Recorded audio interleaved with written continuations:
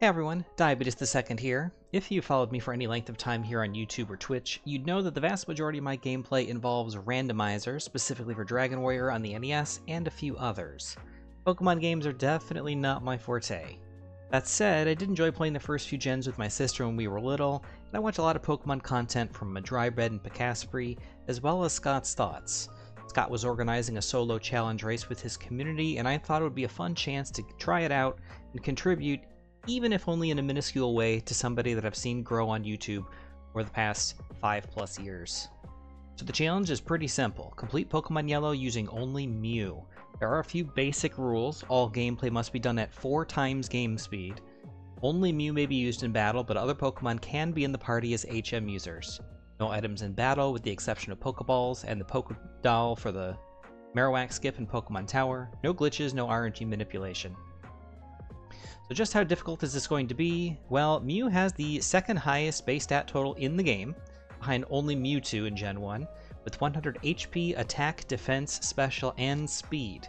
It's a Psychic type, which is generally considered to be one of, if not the strongest type in Gen 1, and it learns every single TM and HM in the game, giving it incredible coverage and diversity to handle basically any situation. The only area in which Mew is lacking is its level up learn set. It starts with only Pound, a 40 power normal move, then Transform, Mega Punch, Metronome, and it doesn't learn anything to leverage its Psychic typing until level 40.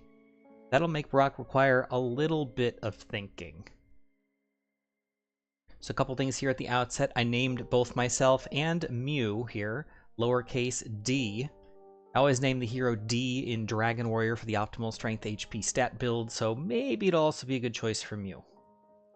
I'm also going to take a moment to say that I'm recording this voiceover in one long segment, and this playthrough was done back in March, so apologies in advance for the quality. I'm also not a speedrunner when it comes to Pokemon, and my choices and explanations, therefore, are all derived from what I've learned from watching Scott and others. There was a community Discord server where theory crafting and strategizing was happening, but I chose to develop this route on my own. I would not have been able to do that without the great tools that those in the community have developed, like Scott's dynamic overlay that we're going to see throughout the playthrough, as well as Auto Tonsorialist XP routing software. So the route that I developed is likely overly safe, probably misses a lot of the nuances and efficiencies that experienced runners are going to leverage, but hopefully it still demonstrates at least some level of understanding, even if the execution is nowhere near the better players. So worth noting, Scott's overlay has allowed us to turn off random encounters here for the early routes before we have access to repels, just to minimize uncontrollable encounter RNG, so I have that enabled. Once I have Pokeballs, which I now do, it also allows us to force specific encounters like a Pidgey here in Viridian Forest, so that I can catch it as a fly user for later on. And then it turns the encounters back off again until after Mount Moon, when we can finally buy repels in Cerulean City. So as you're seeing, I am fighting a couple of optional bug catchers to level Mew up here in preparation for Brock. I'm also going to battle the junior trainer in his gym. And if Mew were to have started with something like Confusion, it definitely would have been able to beat Brock right away. But as it stands, a couple of extra bug catchers.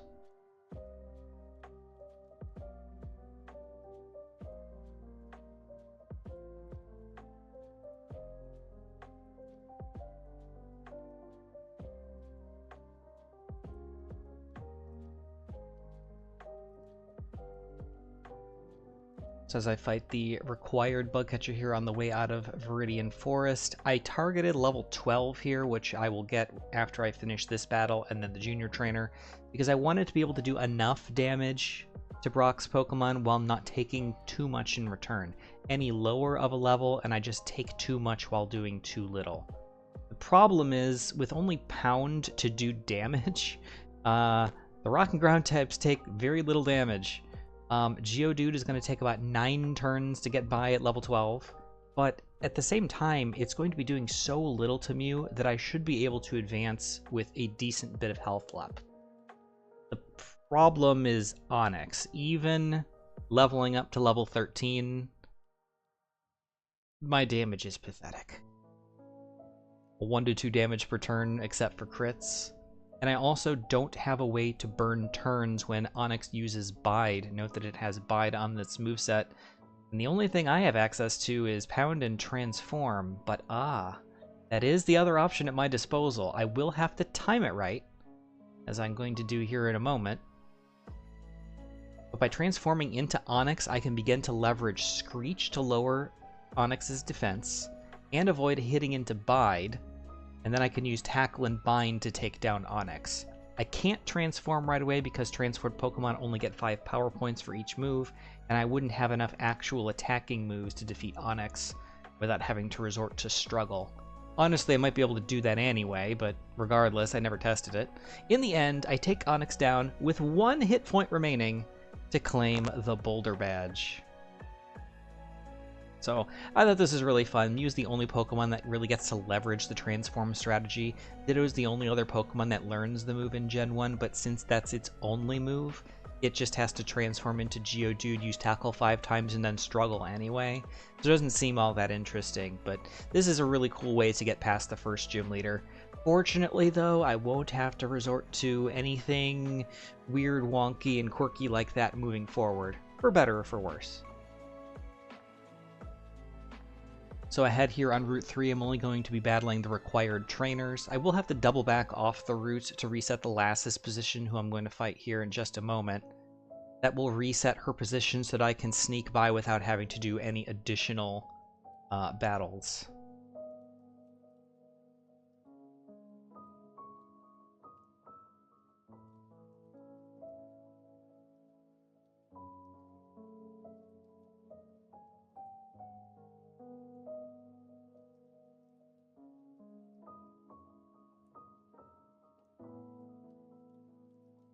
Okay, once I take Mew here into Mount Moon, I will have the opportunity to learn 2 new moves by TM. I have both Water Gun and Mega Punch available. Water Gun would give Mew access to a special move, but I don't think it's going to be necessary to learn it when I have the strictly better Bubble Beam TM available after defeating Misty in just a few moments. Mega Punch, on the other hand, is a big upgrade from Pound, with the 80 power move, albeit at 85% accuracy. And also picking it up allows me to learn the move without needing to get to level 20 to learn it naturally. With this move, Mew is not going to need any additional levels or type coverage to get past the Fossil Nerd here, or Jesse and James to complete Mount Moon. One thing I didn't do is I was just trying to complete this run as fast as possible. I didn't really buy myself any potions, I didn't pick up any antidotes or anything, so if I get poisoned, it's just kind of a reset and a waste of 5 or 6 minutes, but nonetheless, no poison there against the Fossil Nerd. Pick up the Dome Fossil, as is tradition. And then we'll sweep through Team Rocket here with Mega Punch.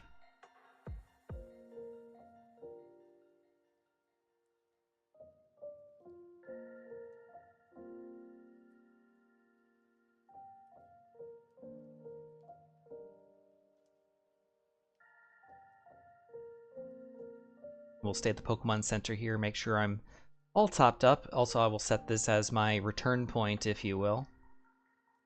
I'm only going to face the Goldeen Trainer here in Misty's gym. A couple of Mega Punches, dispatches with it quite quickly. I will also use 1 rare candy here to go to level 20, which will improve the damage ranges against both Staryu and Starmie. And then just Mega Punch my way to the Cascade Badge. Very quick on Staryu. And I'm also going to get the benefit of a critical hit here against Starmie to push through just a little bit faster. Hardened and X defends make that fight potentially very slow. Also teach Bubble Beam immediately. I'm going to head north to face the rival right after I pick up this rare candy. I'll be doing that several times throughout the run. And really, he and everyone on the upcoming routes 24 and 25 are just no match for Mew with Bubble Beam and Mega Punch. With a couple of exceptions, most of the Pokemon here are guaranteed to go down in 1 turn to one of those 2 moves, and even the ones that don't aren't a threat.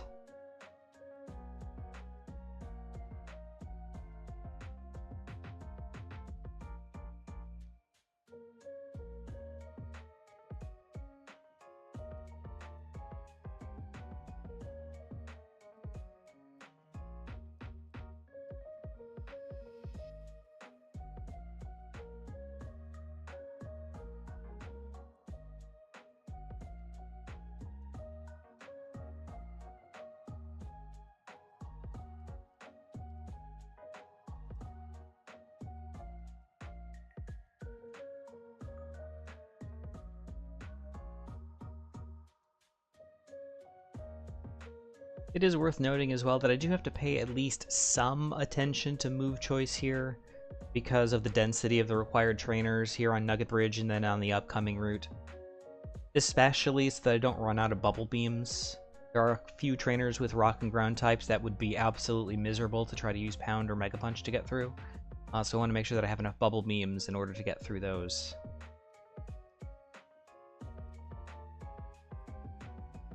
Also pick up Charmander here is going to be my cut user for the playthrough.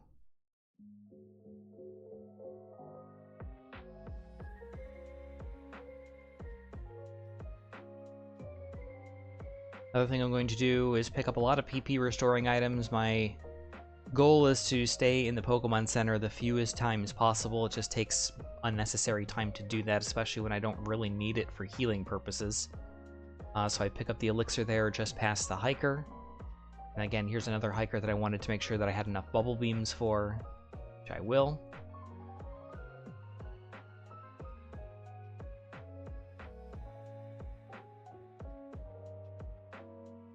And then here after the Oddish Lass, I'm also going to pick up the Ether right next to her and immediately use that on Bubble Beam because I have just one left. That way I can skip a Pokemon Center trip on the way back through Cerulean City and then when I get down to Vermilion.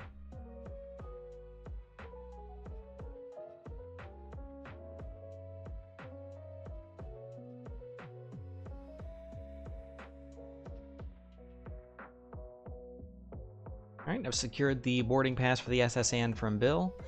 Now we're going to head back to town and dispatch with the Rocket on the way out. This is going to claim us the Dig TM. I'm going to teach this to Mew immediately. Dig is a 100 power move in Gen 1. It's going to be very useful in the next section of the game. Of course, we have Surge coming up. Even after that, it is just the strongest move by raw power that we can leverage here. Also have the attack boost from Brock's badge that we'd be leveraging as well, and it's just great type coverage. Pick up a hidden full restore right there. I'll hold on to that for quite a while. That's going to come in handy later.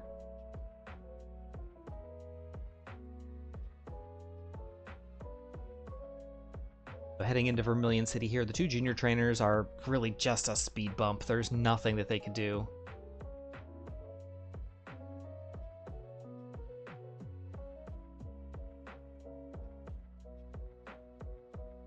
Is going to take me next to the SS Anne, and here's where the first real, I think, major decision point is going to take place.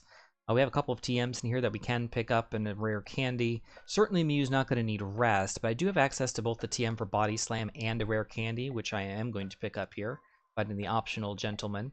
So each of those, both this and the Body Slam TM, would require one additional trainer to pick up. With the huge pool of options that Mew has at his disposal in terms of moves, I opted to skip Body Slam to go for the candy. His fire types don't really stand a chance. Then I'm going to wash away the rival here with Bubble Beam and Dig quite quickly as well. And I think the rare candies are important just to minimize the number of optional battles that we have and just optimize as well exact damage ranges moving forward. Also, if we're going to be planning on using a setup move like Swords Dance, making sure that we don't have mid-battle level ups. Good to have that all lined up as well.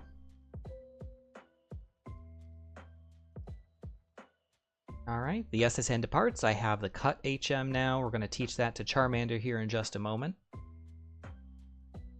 And I'm going to go in and face Lieutenant Surge. Another nice feature with Scott's overlay is that it automatically solves the trash can quote-unquote puzzle. Again, just minimizing the uncontrollable RNG. As for the actual gym battle, it's over just like that. Surge has a single Raichu. Mew outspeeds it. One-shots with Dig. Okay. Third badge acquired. The real prize here, though, is the Thunderbolt TM. I'm going to teach this immediately to Mew in the place of Pound, and I will expect to keep this on my moveset for the remainder of the game. Fortunately, I do remember to do my homework here, picking up the bike voucher from the Pokemon Fan Club, which I absolutely totally didn't forget in a previous attempt, and then had to backtrack all the way here. Also, I picked up Squirtle from Officer Jenny, and that will be my HM user for Surf and Strength later on. Since I didn't need to stay at the Pokemon Center in Vermilion, I walked into Diglett Cave and dug right back to Cerulean. Traded the voucher for the bike, and I'm going to pick up some escape ropes and repels before heading east toward Rock Tunnel. And as has been the case really since Rock, there aren't any threats here along Route 9 or in Rock Tunnel from Mew between Bubble Beam for the Rock and Ground types, Thunderbolt for the Water and Flying types, or in this battle, Dig for Grass types and anything else really. Mew just has the answers for everything. Every single Pokemon at my current level, and the levels that I will accrue going forward, is a guaranteed one-turn knockout with one of those 3 moves in these next sections of the game.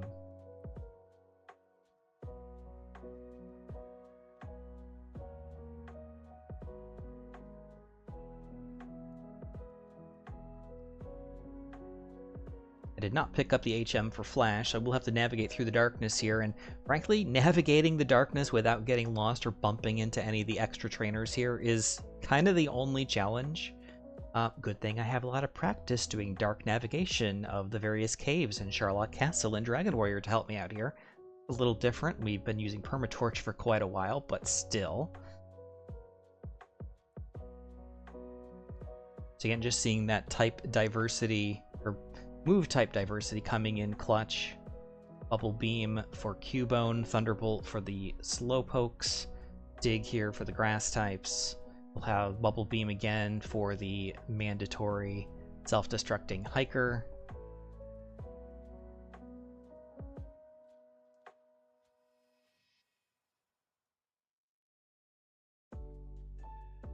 Making very quick work of everything.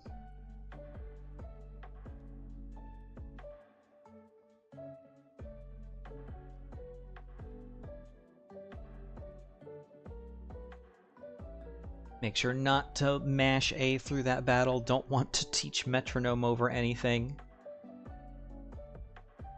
Sure, Metronome would be great for a meme run. I wonder if anybody will do that for the race. Scott was accepting submissions for, let's say, alternative or creative non-competitive runs. Alright, facing the final junior trainer on the way out of the cave. Slight navigational mishap. There's nothing yet to do here in Lavender Town, so we're going to pass straight on through and head west towards Celadon City. And I can face one of the 2 trainers is required here. We'll go against the fire types because Bubble Beam just demolishes them.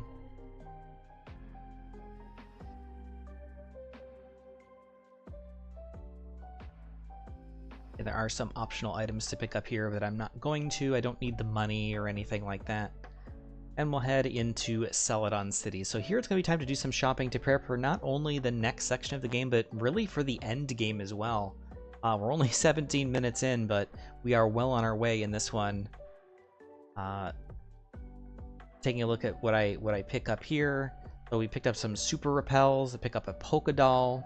And then out here on the roof, pick up a couple of fresh waters, one of which I'm going to trade right away for TM13 Ice Beam. I could potentially use this right now and take on Erica, but I'm actually going to hold on to it, and it's going to come in handy in a pretty obvious place a bit later on. That I'm heading west, picking up Fly. Caught Pidgey back at the beginning of the game. I'll go ahead and teach that there. Fly back to Celadon City, and then head east with our freshwater into Saffron City. And this is where I can pick up TM29 from Mr. Psychic. You'll love to see it. So this is Mew's first move with the same type attack bonus, and this is the second time that I'm teaching Mew something that it would learn naturally by level up. But this is going to allow me to access this move with 135 power after the same type attack bonus 9 levels earlier than I would be able to normally.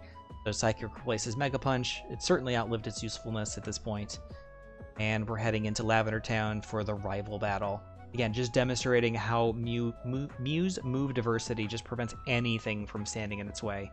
Thunderbolt for Fearow and Shelder, Dig for Magnemite, Bubble Beam for Sandshrew.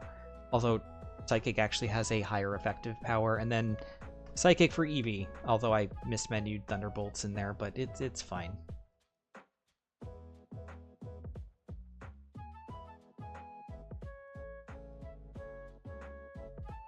Ascending Pokemon Tower, I'm going to stop to pick up a couple of elixirs in here, which will be helpful. As we said earlier, the PP restoring items, in order to avoid having to do additional Pokemon Center stops, especially in the Elite Four. These are great when you don't have the ability to save or heal between battles otherwise.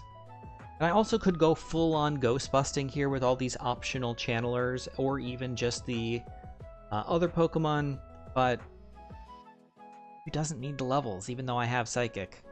So I only am going to battle the required channelers here. We'll sweep Jesse and James again at the top of the tower. This again is the one time there is the item allowed in battle. That's the Pokédoll to dispatch with Marowak. That completely avoids having to do the Rocket plotline in the game corner. So no need for the Sylph Scope here.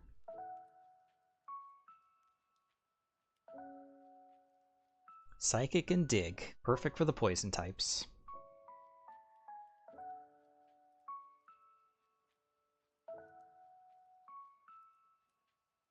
Okay, collected the Poké-Flute, heading back to Celadon City, this time with Psychic, and that's why I didn't bother fighting Erica earlier. I don't need Ice Beam for Erica's grass types, because with the exception of Tangela, her Pokemon are also poison types.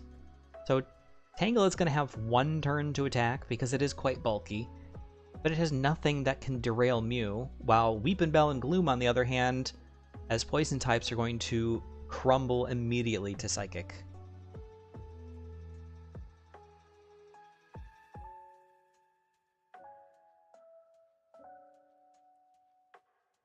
This gives me a little bit of increased moveset flexibility moving forward. I'm not kind of stuck with Ice Beam on the set for the rest of the run. And here's, I think, another decision point. I could head down Cycling Road toward Fuchsia City and take on Koga. I mean, he is a poison specialist after all. Mew has the type advantage, I have Psychic. But it is worth keeping in mind that Koga's Venonats and Venomoth are 10 to 15 levels higher than Mew at this point, as high as level 50. That said, I would have guaranteed knockouts against the Venonats and a 2-turn win against the Venomoth, had I chosen to go there. Instead, I'm going into Sylph as soon as possible to pick up 2 more move upgrades. This one, TM26 Earthquake, and TM03 Swords Dance. Again, in retrospect, it probably made more sense to fight Koga first and then do Sylph to avoid the back and forthing, because I'm not going to face Sabrina immediately. And neither Earthquake nor Swords Dance were necessary for the Poison Gym. The only thing, I guess I benefit slightly from not having to waste the 2 turns for Dig, and instead it's slightly faster with Earthquake, but either way, both are perfectly safe, so this is fine. So I faced only the 1 additional rocket to guard that was guarding the rare candy and the Earthquake TM, and then the Arbok rocket to get the card key. Here I'm picking up Swords Dance. I'm teaching that in the place of Bubble Beam, and then I'm going to teach Earthquake in the place of Dig. And that should be the last optional trainer for the game, so only 4 of them. The 2 bug catchers in Viridian Forest, the gentleman for the candy on the SSN, and then the rocket there for the Earthquake TM for the rare candy. Now that I have Swords Dance, figuring out when, if, and how many times to use the setup move is the name of the game for each battle moving forward. Here against the rival, 1 use of Swords Dance is going to guarantee Magneton and Flareon go down to 1 Earthquake. Also avoids any Supersonic or Sand Attack shenanigans from those Pokemon. Otherwise, Psychic for the Sand Slash, and for the Cloyster. And then Earthquake was going to take down the Alakazam anyway.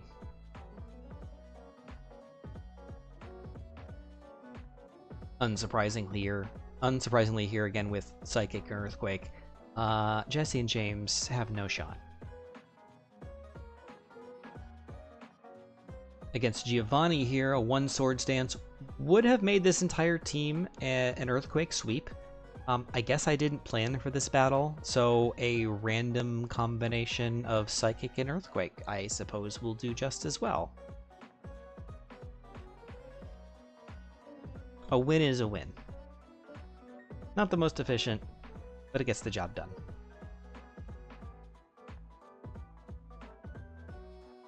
do some restoration of my power points. I'm going to use an escape rope to get back out of Sylph. And again, I haven't been at a Pokemon Center since Cerulean City, so we're going to have to fly back to Celadon, this time heading west, past the slumbering Snorlax, and then down Cycling Road. I will be avoiding all the trainers here, although this would be another good place to train. There's a lot of poison types, but Mew, if it hasn't been obvious yet, just doesn't need the levels. I will pick up a rare candy on the ride down here. One in the grass. Right there. And then make my way all the way down to the Fuchsia City Gym. Again, the one slight optimization by having Earthquake here over Dig when I face the jugglers. I save a turn by not having to wait for the second turn of Dig, but either way, it's quite quick. So with Earthquake, the jugglers very quick and easy. 4 Earthquakes here for the Drowsies and the Kadabra.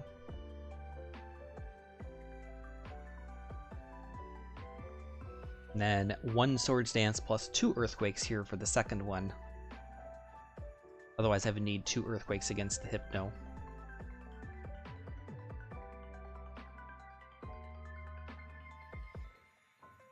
And finally, since Coco would have already been free 5 levels ago, unsurprisingly, he's completely outclassed now. 1-hit KOs against all 3 Venonats with Psychic, and while Venomoth will get 1 turn to attack, let's see how much super effective Leech Life does. 17 damage. Pathetic. So, Psychic finishes the battle. Mew earns badge number 5. Heading next into the Safari Zone. I'm going to be skipping the free vitamins and anything else along the way here. I also, if you recall, never purchased any of them in Celadon City either, because I feel like a broken record, but Mew just doesn't need them, at least on the route that I developed. It's certainly possible, I suppose, at lower levels that maybe an extra bit of special or speed is helpful in a particular damage range or against a particular, trainer or battle, but I kind of doubt it. So instead we'll just leverage the super repels I picked up earlier and head straight for Gold Teeth, and then the HMs for Surf.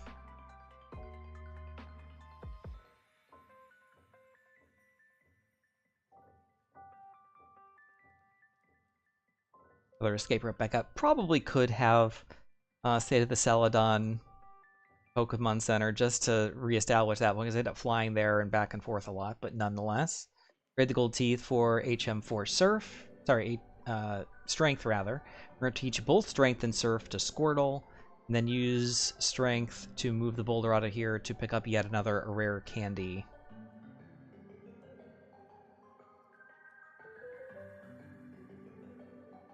Next up is Saffron City. We're going to take on Sabrina.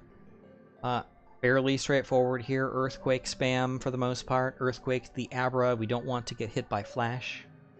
I will use Swords Dance once on the Kadabra to badge boost my speed so I can move first against both it and the Alakazam. That also guarantees knockouts in 1 turn by Earthquake.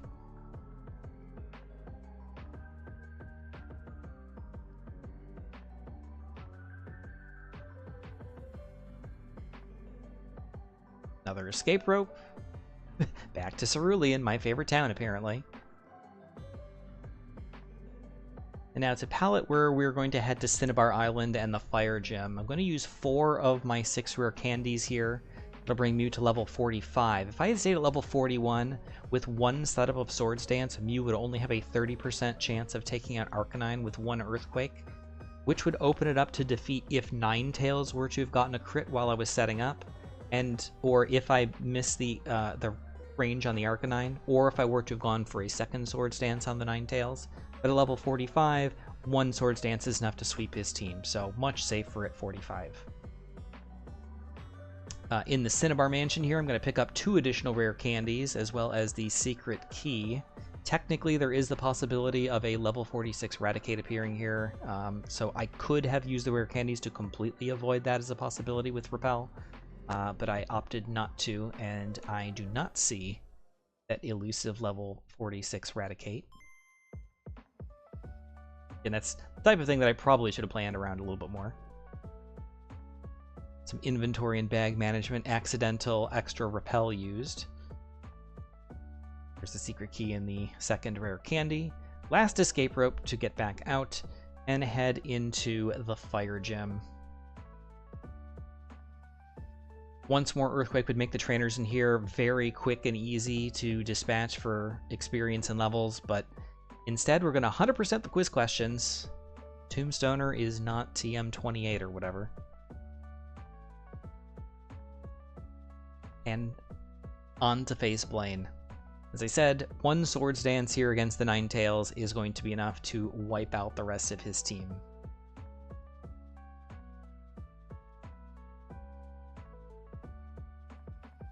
So with the 7th badge in hand, that is going to unlock the battle against Giovanni back in Viridian City. That's where we're going to be headed next.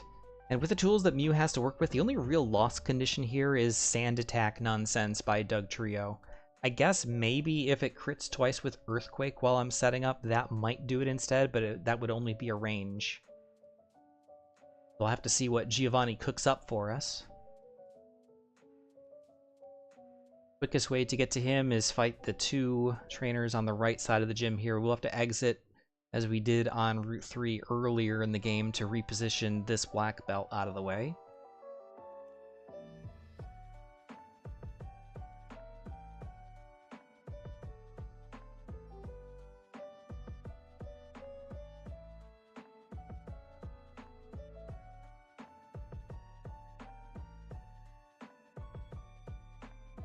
And into the battle against Giovanni. Okay, we're going to set up Swords Dance twice. What does he elect to do? Can he find a way to take us out?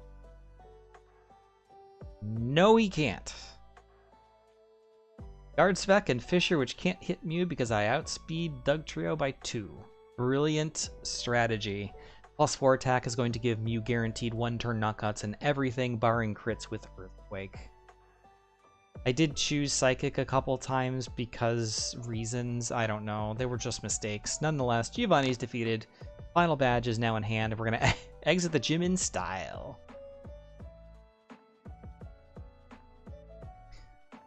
No need to heal up, but it is arrival time. Sand Slash is first, and it really can't do anything except provide Mew with exactly the time it needs to set up Swords Dance 3 times and sweep. So Psychic for Sand Slash, Earthquake for Execute, Thunderbolt for Cloister, and then Earthquake for Magneton, Kadabra, and Flareon.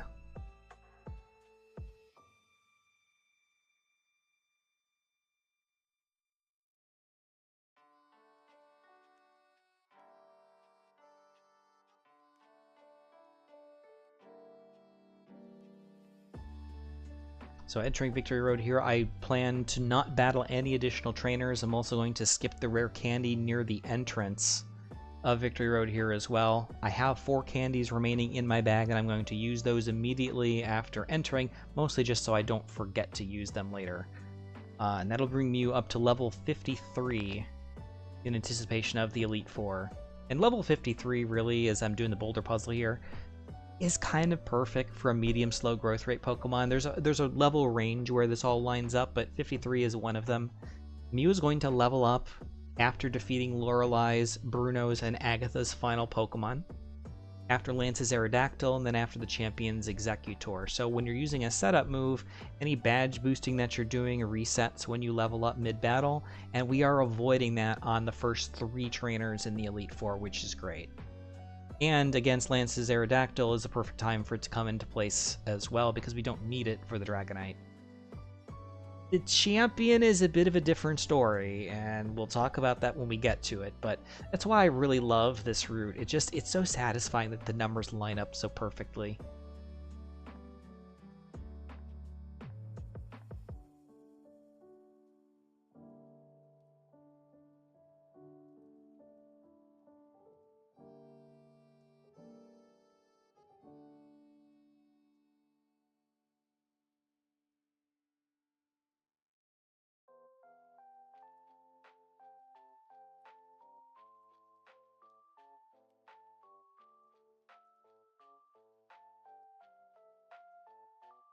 Alright, that's the last of the boulder puzzles. I will be picking up one extra full restore. Remember, I picked one up earlier in the underground.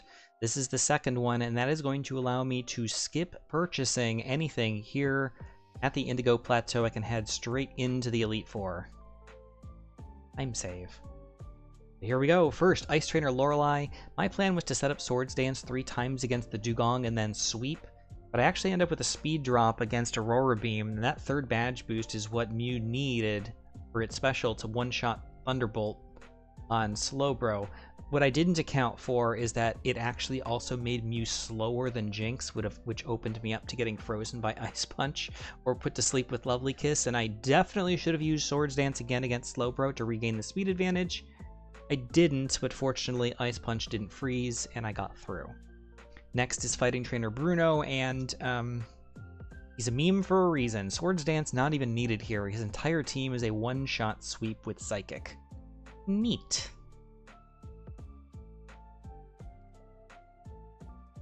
Next up, Ghost Trainer Agatha, and looking at my moveset, unsurprisingly, same thing. No setup needed. In this case, Earthquake for the Gengars, Psychic for the rest. All one-hit knockouts.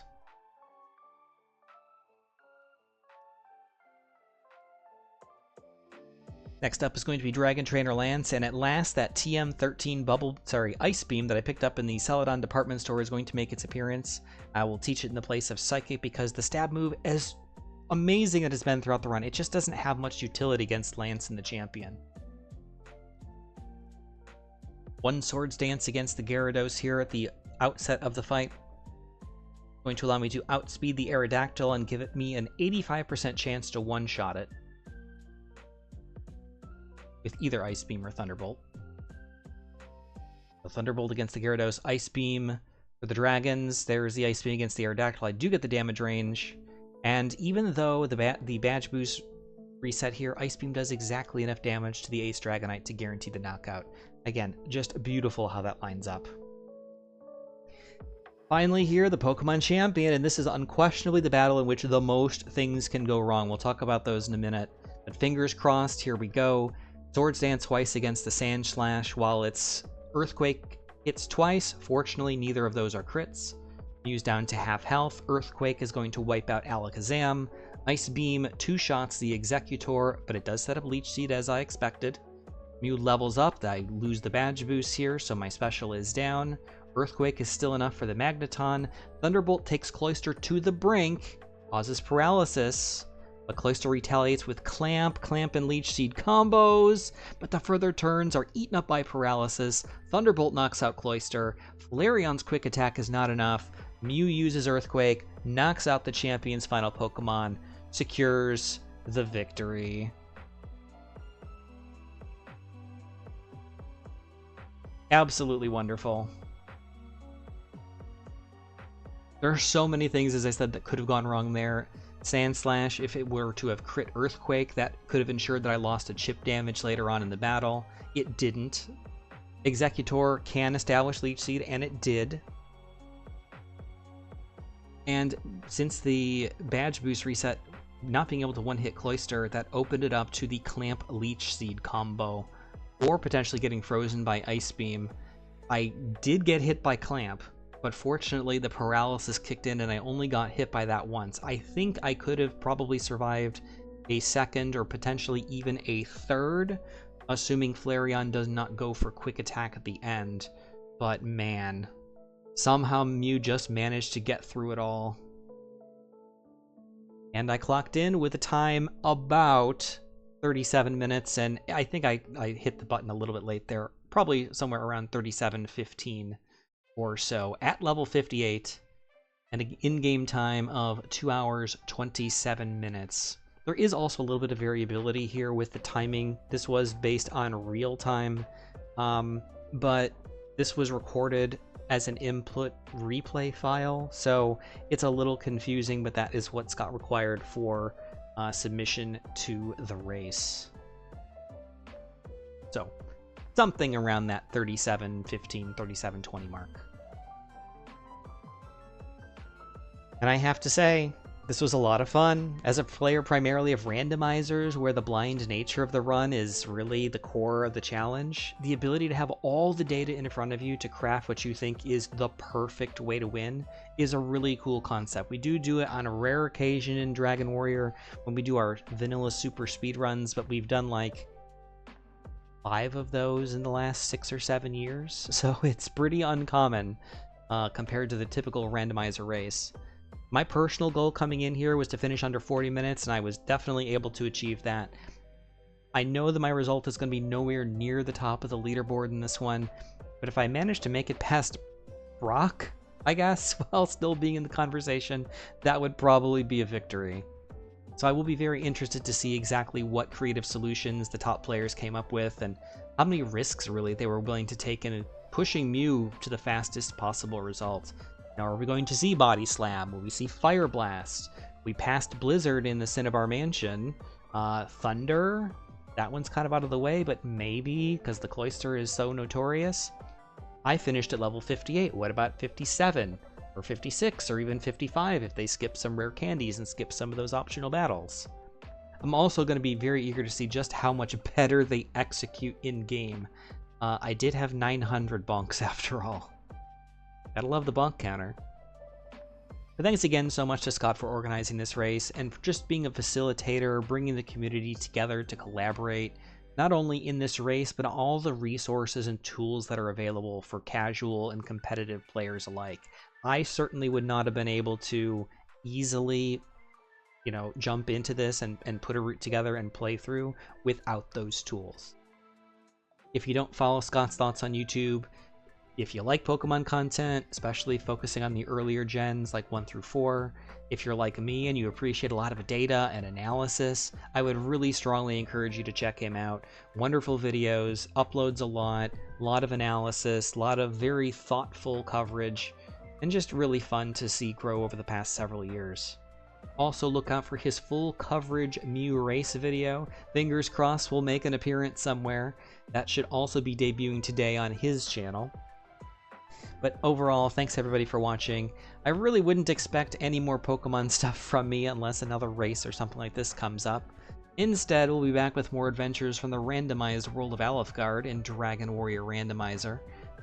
If you want to follow along, I upload here periodically and race live at twitch.tv/Diabetes2. It's always fun to have you guys along. We are restarting the Seeds of the Week, and I'm going to try, fingers crossed, to be a little bit more consistent with doing and uploading those. And then, of course, we always have our casual and scheduled weekly races. Anyway, everybody, as always, stay healthy, stay safe, take care of yourselves, enjoy the rest of your day, and we'll see you next time.